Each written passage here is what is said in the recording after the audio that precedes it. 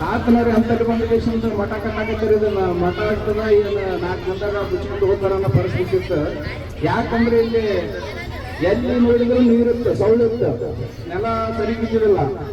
ಅದ್ರಾಗ ಈ ಭಾಗದಾಗ ಬರ್ಬೇಕಾದ್ರ ಪೂಜ್ಯರು ಹೊಸಬರು ಇಂಥದ್ರಾಗ ಮಠ ಕಟ್ಟಿಕೊಂಡು ಈ ಮಠಕ್ಕೆ ಬಿಟ್ಟಾರ ಅಂದ್ರ ರಾಮಲಿಂಗ ಸಾಕ್ಷಾತ್ ರಾಮಲಿಂಗಪುರ ಇಲ್ಲಿ ಆರನರ್ಗ ನಿಜ ಅಂತ ವೇದಿಕೆಯಲ್ಲಿ ಹೇಳಕ್ಕೆ ಇಚ್ಛೆ ಪಡ್ತೇನೆ. ಅಪ್ಪ ಅವ್ರು ಹೆಂಗ್ ಬೆಳೆಸಾರ ಮಠ ಅಂತಂದ್ರ ನಾವು 15 ವರ್ಷಗಳಿಂದ ನಾವು ಕೈತಳದಾಗ ಇದ್ದೀವಿ. ಕೈತಳದಾಗ ಇದ್ದಾಗ ಅಪ್ಪವ್ರು ಬಂದ್ರಂದ್ರ ಆ ಕಡೆ 1-2-3 ದಿನ ಭಕ್ತರ ಮನೆ ಕರ್ಕೊಂಡು ಹೋಗೋರು ನಮ್ಮ. ಅವ್ರು ಕೂಡ ಬಹಳ ತಿರುಗಾಡಿದ್ವಿ.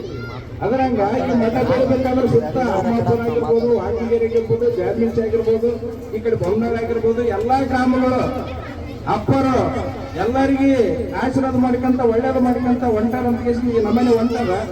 ಅದ್ರಾಗ ಈಗ 4-5 ವರ್ಷದಿಂದ ನಮ್ಮ ಮಲ್ಲಿಕಾರ್ಜುನ್ ರೆಡ್ಡಿ ಆಗಿರ್ಬೋದು, ಮಹೇಶ್ ಯಾದವ್ ಆಗಿರ್ಬೋದು, ಸಹೋದರರು ಮತ್ತ ಉಳಿದ ಎಲ್ಲಾ ಟೀಮ್ ಅಪ್ಪರಿಗೆ ಹೇಳಿದಂಗ ಎಲ್ಲಾ ರೀತಿಯಿಂದ ರಾತ್ರಿ ಆಗಲನ್ನದೇ ಎಲ್ಲಾ ತರದ ಸಹಾಯ ಮಾಡಿ ಈ ಮಠಕ್ಕೆ ತಂದು ನಿಲ್ಸರ.